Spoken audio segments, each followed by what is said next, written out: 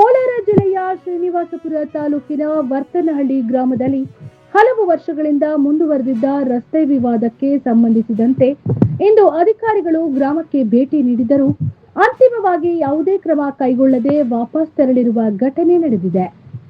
ಇದೇ ವೇಳೆ ನಕಲಿ ದಾಖಲೆ ಸೃಷ್ಟಿಯ ಆರೋಪವೂ ಕೇಳಿಬಂದಿದ್ದು ಪ್ರಕರಣ ಮತ್ತಷ್ಟು ಚರ್ಚೆಗೆ ಗ್ರಾಸವಾಗಿದೆ.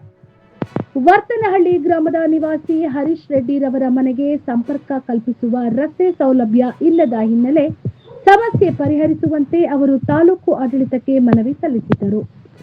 ಈ ಅರ್ಜಿಯ ಆಧಾರದ ಮೇಲೆ ಸೋಮವಾರ ತಾಲೂಕು ಆಡಳಿತದ ಅಧಿಕಾರಿಗಳು ಹಾಗೂ ಪೊಲೀಸ್ ಸಿಬ್ಬಂದಿ ಗ್ರಾಮಕ್ಕೆ ಭೇಟಿ ನೀಡಿ ಸ್ಥಳ ಪರಿಶೀಲನೆ ನಡೆಸಿದರು. ಸರ್ಕಾರಿ ಜಾಗದಲ್ಲಿ ರಸ್ತೆ ಬಿಡಿಸುವ ಕುರಿತು ಅಧಿಕಾರಿಗಳು ಮತ್ತು ಗ್ರಾಮಸ್ಥರ ನಡುವೆ ಚರ್ಚೆ ನಡೆಯಿತು. ಈ ವೇಳೆ ಗ್ರಾಮದ ಮುಖಂಡರು ಮಧ್ಯಪ್ರವೇಶಿಸಿ ಈಗಾಗಲೇ ನರೇಗಾ ಯೋಜನೆಯಡಿ ನಿರ್ಮಾಣಗೊಂಡಿರುವ ಪರ್ಯಾಯ ರಸ್ತೆಯನ್ನ ಬಳಸುವಂತೆ ಸಲಹೆ ನೀಡಿದರು. ಗ್ರಾಮಸ್ಥರು ಸಹ ಈ ಪ್ರಸ್ತಾವನೆಗೆ ಒಪ್ಪಿಗೆ ಸೂಚಿಸಿದ ಹಿನ್ನೆಲೆಯಲ್ಲಿ ಅಧಿಕಾರಿಗಳು ರಸ್ತೆ ತೆರವು ಕಾರ್ಯವನ್ನ ಮುಂದುವರಿಸದೆ ಸ್ಥಳದಿಂದ ವಾಪಸ್ ತೆರಳಿದರು.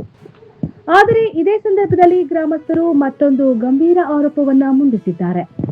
ಗ್ರಾಮದ ಸರ್ಕಾರಿ ಕಂದಾಯ ಜಾಗವನ್ನ ಕೆಲವರು ಗ್ರಾಮ ಪಂಚಾಯಿತಿಯಲ್ಲಿ ನಕಲಿ ದಾಖಲೆಗಳನ್ನ ಸೃಷ್ಟಿಸಿ ತಮ್ಮ ಹೆಸರಿಗೆ ಮಾಡಿಕೊಳ್ಳುತ್ತಿರುವುದಾಗಿ ಆರೋಪಿಸಿದ್ದಾರೆ. ಈ ಬೆಳವಣಿಗೆಯಿಂದ ಗ್ರಾಮಸ್ಥರಲ್ಲಿ ಆತಂಕ ಹೆಚ್ಚಾಗಿದ್ದು, ನಕಲಿ ದಾಖಲೆಗಳ ಕುರಿತು ಸಮಗ್ರ ತನಿಖೆ ನಡೆಸಿ ತಪ್ಪಿತಸ್ಥರ ವಿರುದ್ಧ ಕಾನೂನು ಕ್ರಮ ಕೈಗೊಳ್ಳಬೇಕೆಂದು ಗ್ರಾಮಸ್ಥರು ಒತ್ತಾಯಿಸಿದ್ದಾರೆ. ರಸ್ತೆ ಸಮಸ್ಯೆಗೆ ತಾತ್ಕಾಲಿಕ ಪರಿಹಾರ ಕಂಡುಬಂದಿದ್ದರೂ ನಕಲಿ ದಾಖಲೆಗಳ ಆರೋಪ ಇದೀಗ ಹೊಸ ವಿವಾದಕ್ಕೆ ಕಾರಣವಾಗಿದೆ.